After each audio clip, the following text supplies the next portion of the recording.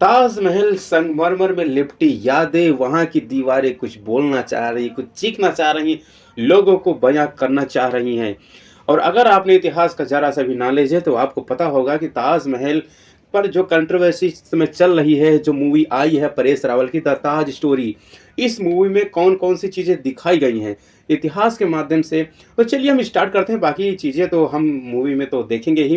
देखिए, मूवी में दिखाया जाता है कि कुछ आर्कियोलॉजी की टीम जाती है, जो नीचे जो चैम्बर बने होते हैं, जो होते हैं 22 कमरे होते हैं, वो 22 कमरे बंद होते हैं। तो आर्कियोलॉजी की टीम जाती वहाँ पर जांच करती है, एक बड़ा सा हॉल देखती है, और उस हॉल में देखने पर पता चलता है कि वहाँ पर कुछ ऐसी चीज़ें हैं कि वहाँ के आर्कियोलॉजी देखकर अपने कानों पर, अपने मतलब आंखों पर विश्वास नहीं करते। मूवी की सीन शिफ्ट होती है, दिखाया जाता है परेश रावल जी जो एक गाइड होते हैं, जो टूरिस्ट को गाइडेंस देते हैं, वहाँ पर बताते हैं ताजमहल के, बल्कि वो एक ईमानदार शख्स होते हैं। उनकी 3 पीढ़ी यही काम करती आ रहे हैं, उनके पिताजी यही काम करते थे, उनके बेटा भी यही काम करता है। परेश रावल का एक लड़का भी होता है, लेकिन वह लड़का अपने पिताजी से बहुत ही नाराज होता है। नाराज इस कारण होता है कि परेश रावल और भी गाइडेंस से सबसे, मतलब और भी जो गाइड होते हैं उनसे सबसे कम रुपया लेता है, 200 रुपये लेता है, और जो उनको टिप्स देते हैं 2000 उनको नहीं लेते, क्योंकि वे ईमानदार एक व्यक्ति होते हैं। और इसी तरह चलता रहता है। एक बार क्या होता है कि गाइड का इलेक्शन होता है, इलेक्शन में परेश रावल भी नॉमिनेशन का फॉर्म भरने जाते हैं। अब परेश रावल वहाँ फॉर्म भरने जाते हैं, फॉर्म भर कर आते हैं, लेकिन वहाँ पर जो एक पहले से होता है, जो मेंबर होता है, जो वहाँ का सदस्य होता है, वो उनको समझाता है कि आप चुनाव मत लड़िए, क्योंकि उसको पता होता है कि परेश रावल ये चुनाव जीत जाएंगे, क्योंकि वहाँ पर वो एक ईमानदार व्यक्ति होते हैं। अब सीन शिफ्ट होती है, दिखाया जाता है कि परेश रावल बहुत ही गहराई में सोचते हैं, डिसीजन लेते हैं कि ठीक है, अब जो भी कुछ होगा मैं चुनाव लड़ूंगा।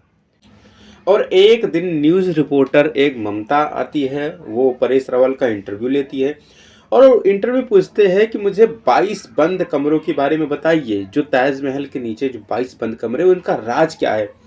तो परेश रावल बताते हैं कि हमारे पिताजी भी इसके बारे में रिसर्च किए, और वहाँ की कोई मतलब मुझे जानकारी नहीं है, लेकिन जो जानकारी है आपको मैं बताऊंगा। परेश रावल ताजमहल के बारे में बाकी स्टोरी वगैरह सब कुछ बताते हैं, बिल्कुल रियल बताते हैं सब कुछ। उसके बाद सीन शिफ्ट होती है, वो बताते हैं कि हमारे पिताजी की मृत्यु कैसे हुई, और इसी ताजमहल के चक्कर में उनकी मृत्यु हो गई, क्योंकि वो भी एक ईमानदार व्यक्ति थे।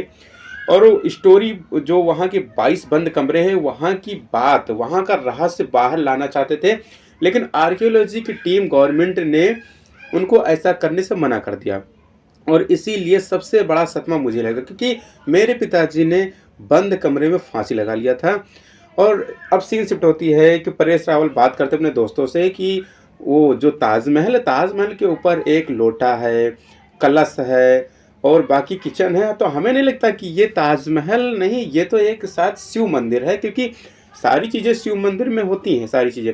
तो उनके दोस्त कहते हैं कि भाई साहब ऐसा कीजिए कि आप जो आपने बोला है, जो आपके विचार हैं, आपको यहीं पर इसको दबा देना चाहिए, क्योंकि आपके ऐसे विचार से ताजमहल का नाम खराब हो जाएगा, सातवां अजूबा है, और हमारी रोजी रोटी बंद हो सकती है इससे।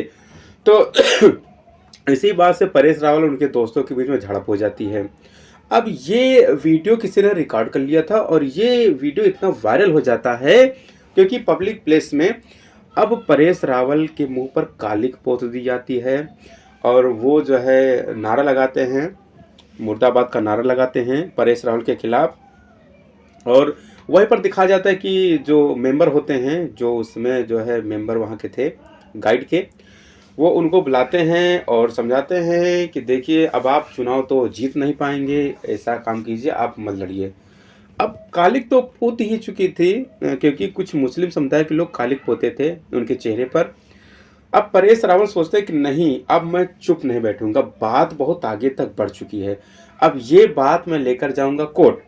अब कोर्ट के लिए वो सारे एविडेंस इकट्ठा करते हैं, और याचिका दायर करने के लिए सोचते हैं। लेकिन याचिका दायर करने से पहले वो जाते हैं, एक मतलब शख्स के पास जाते हैं, वकील होते हैं, तो वकील से सलाह लेते हैं। तो वकील कहता है कि ठीक, हम तुम्हारा केस लड़ेंगे, लेकिन तुमसे पहले बहुत सारे लोग आए हैं, केस यही केस ताजमहल के ऊपर केस, लेकिन उनकी याचिका तुरंत ही खारिज हो जाती है।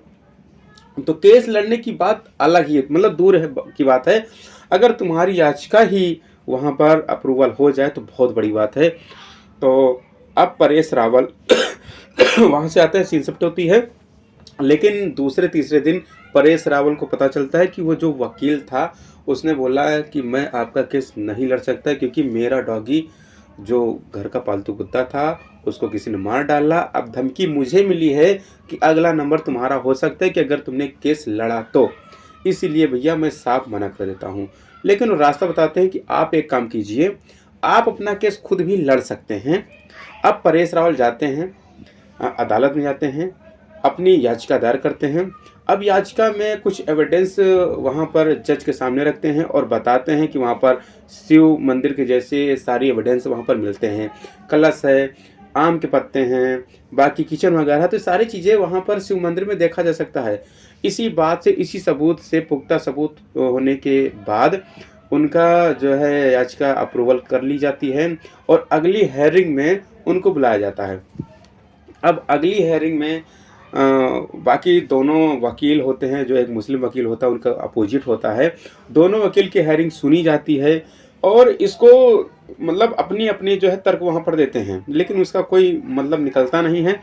अगली हेयरिंग तारीख पर तारीख दे दिया जाता है और जज साहब ने उनको बता दिया था कि अब जो है, अब आप जब भी आना तो सारे एविडेंस के साथ आना।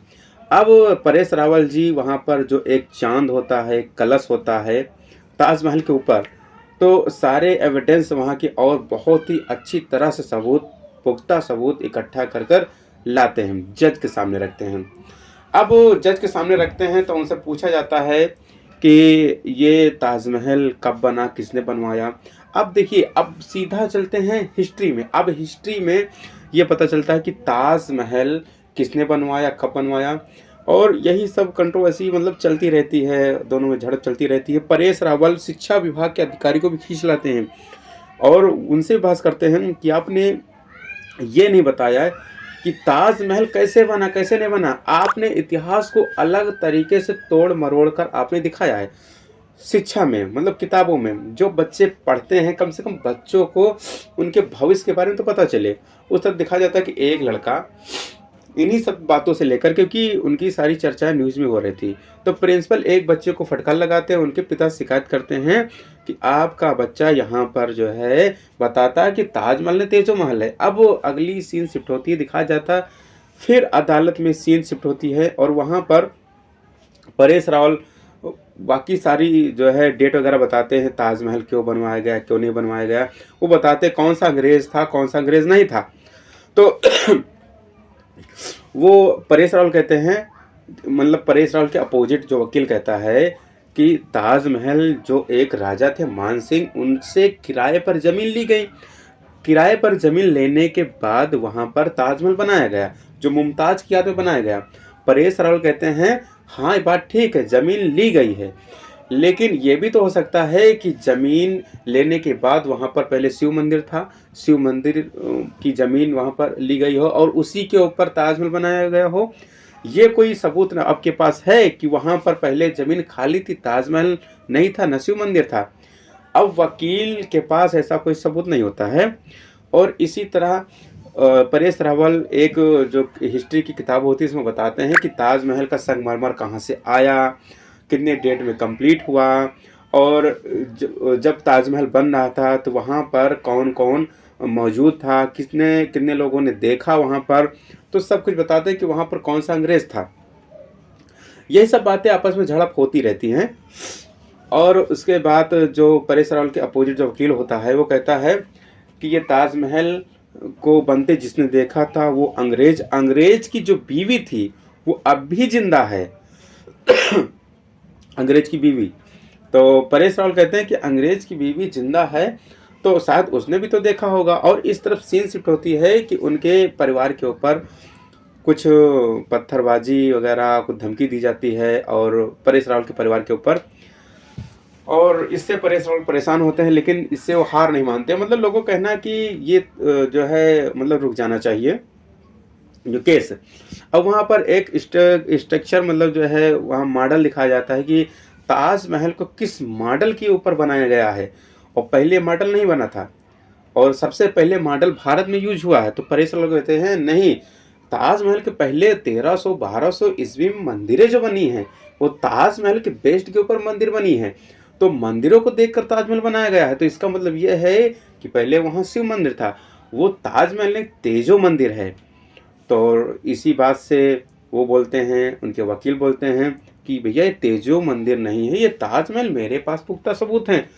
अब मतलब ये सब सारी चीज़ें होती रहती हैं, और ये जो है डेट को अगली हेयरिंग में बढ़ा देते हैं।